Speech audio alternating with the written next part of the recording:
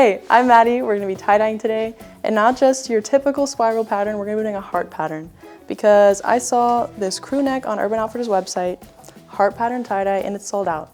So let's get into it.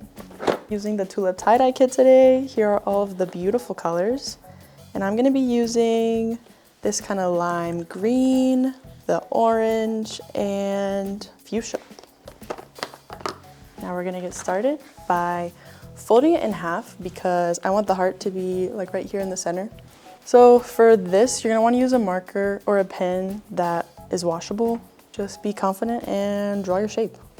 You could also use chalk, just anything that's gonna wash out and not affect your dye.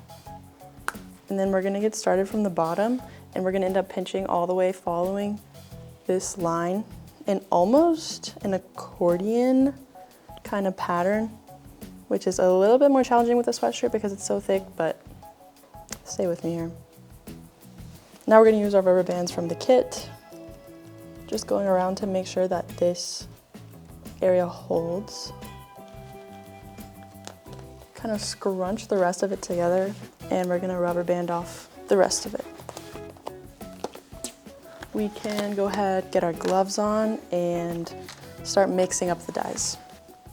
Great thing about this kit is that they are in ready to go bottles. All you have to do is add water, shake it up, and you can start dyeing. I'm gonna intentionally leave a little bit of a white gap right here so that it kind of outlines the heart to get that very definite heart shape. You just gotta really work the dye in when it's dry.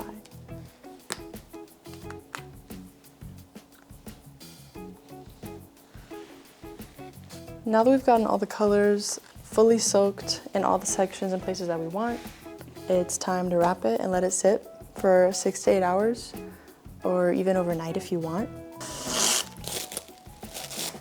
Done.